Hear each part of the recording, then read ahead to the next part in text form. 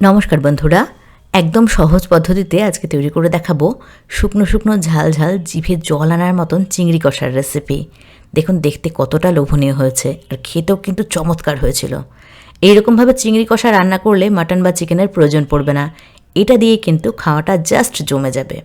তো রেসিপিটা করার জন্য এখানে আমি 500 গ্রাম চিংড়ি মাছ ভালো করে ধুয়ে বেছে পরিষ্কার করে নিয়েছি। চিংড়ি মাছের পিঠে যে সুতোটা থাকে সেটাকেও কিন্তু ছাড়িয়ে নিয়েছি। এবার মাছের মধ্যে হাফ চামচ নুন, অল্প পরিমাণে হলুদ আর একটুখানি কাশ্মীরি লঙ্কার গুঁড়ো দিয়ে ভালো করে মাখিয়ে নিয়ে মাছটাকে রেখে দেবো 10 মিনিটের জন্য। সাথে সাথে কিন্তু রান্নাটা শুরু করব না। তো মাছ ম্যারিনেট করা 10 মিনিট হয়ে গেছে। এদিকে কড়াইতে 3 টেবিল চামচ সরষের তেল ভালো করে গরম করে নিয়ে প্রথমে মাছগুলোকে একদম হালকা করে ভেজে নিচ্ছি। মানে মিডিয়াম আছে, জাস্ট 30 থেকে 40 সেকেন্ডের জন্য ভেজে নিতে হবে। মাছ কিন্তু একদমই বেশি ভাজবেন না, তাহলে শক্ত হয়ে যাবে, খেতে ভালো লাগবে না। জাস্ট মাছের কালারটা একটু চেঞ্জ হবে, তখনই কিন্তু মাছটাকে তুলে রাখতে হবে। তো মাছ ভেজে তুলে নিয়েছি। এবার এই তেলটার মধ্যে ফোড়নের জন্য দিয়েছি একটা শুকনো লঙ্কা আর 2টো তেজপাতা। ফোড়নটাকে কয়েক সেকেন্ড ভেজে নিয়ে দিয়ে দিলাম মাঝারি সাইজের 3টে পেঁয়াজ কুচি। পেঁয়াজের পরিমাণটা একটু বেশি লাগবে। 500 গ্রাম মাছের জন্য এখানে আমি 3টে মাঝারি সাইজের পেঁয়াজ ব্যবহার করেছি। স্বাদ অনুযায়ী নুন দিয়ে দিলাম, মানে যেটুকু নুনের প্রয়োজন সেটা আমি এখানে দিয়ে দিলাম। এবার পেঁয়াজটাকে খুব ভালো করে ভেজে নিতে হবে। পেঁয়াজটাকে একটু হালকা লালচে করে একটু নরম করে ভাজবো। তো পেঁয়াজটা ভাজা হতে থাকুক, গ্যাসের ফ্লেমটা একটু কমিয়ে রেখেছি।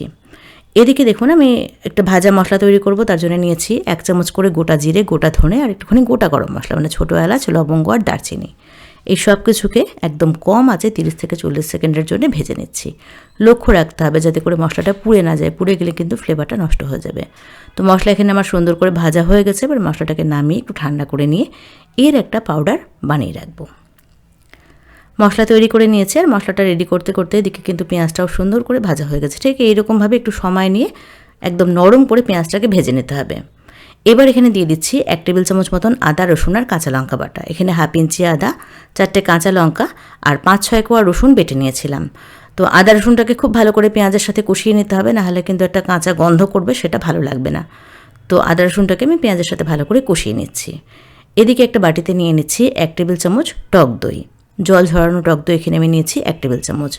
আর যে ভাজা মশলাটা তৈরি করে নিয়েছিলাম সেটাকে গুঁড়ো করে নিয়ে পুরোটা এখানে দিয়ে দিলাম।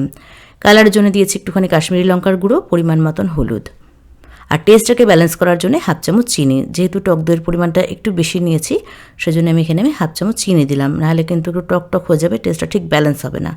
অল্প জল দিয়ে সব কিছুকে খুব ভালো করে এর সাথে ফেটিয়ে নিয়েছি। টক দইটাকে সব মশলার সাথে ভালো করে ফেটিয়ে নিয়েছি। এদিকে পেঁয়াজটাও কিন্তু খুব ভালো করে কষানো হয়ে গেছে, আর আদা রসুনের কাঁচা যে গন্ধটা ছিল সেটাও কিন্তু চলে গেছে। এবার এখানে গ্যাসের ফ্লেমটাকে একদম কমিয়ে ফেটিয়ে রাখা টক দইটাকে দিয়ে দিলাম। টক দইটা দেওয়ার সময় অবশ্যই গ্যাসের ফ্লেমটাকে একদম কমিয়ে রাখবেন, আর দইটা দিয়ে সাথে সাথেই মিশিয়ে নেবেন মশলার সাথে। টক দইয়ের বাটিটাকে ধুয়ে এখানে আমি হাফ বাটি মতন জল দিয়েছি। দিয়ে দিচ্ছি এখানে 3-4টা মতন চেরা কাঁচা লঙ্কা। এতে দারুণ একটা ঝাল ছড়াবে, আর কাঁচা লঙ্কার কিন্তু দারুণ একটা ফ্লেভার থাকে, যেটা খুবই ভালো লাগে খেতে। এবার সব কিছুকে খুব ভালো করে কষিয়ে নিচ্ছি। মিডিয়াম আঁচে মোটামুটি 4-5 মিনিট সময় নিয়ে সব মশলাকে খুব ভালো করে কষিয়ে নিয়েছি। দেখতে পাচ্ছেন মশলার কালারটা কিন্তু একদম চেঞ্জ হয়ে গেছে, আর মশলা থেকে তেলটা ছাড়তে শুরু করেছে। ঠিক এইরকমভাবেই একটু সময় নিয়ে ভালো করে কষিয়ে কষিয়ে রান্নাটা করতে হবে। এবার এখানে ভেজে রাখা চিংড়ি মাছটা দিয়ে দিলাম, আর অল্প পরিমাণে একটুখানি জল দিয়েছি, মানে হাফ কাপ মতন জল দিয়েছি। যেহেতু এটা চিংড়ি কষা রান্না হচ্ছে, খুব বেশি কিন্তু জল লাগবে না। এবার সব কিছুকে খুব ভালো করে একসাথে মিশিয়ে নিচ্ছি। দিয়ে দিচ্ছি বেশ খানিকটা পরিমাণে ধনে পাতা কুচি। সব কিছুকে খুব ভালো করে একসাথে মিশিয়ে নিয়ে গ্যাসের ফ্লেম একদম কমিয়ে 4-5 মিনিটের জন্য ঢাকা দিয়ে রান্না করব, যাতে করে চিংড়িটা বেশ ভালো করে সেদ্ধ হয়ে যায়। মাছটা যেহেতু বেশিক্ষণ ভাজিনি, তো চিংড়ি মাছটা সেদ্ধ করতে হবে, সেজন্য গ্যাসের আঁচ একদম কমিয়ে 4-5 মিনিটের জন্য ঢেকে রেখেছিলাম। চিংড়ি মাছ কিন্তু খুব সহজে সেদ্ধ হয়ে যায়।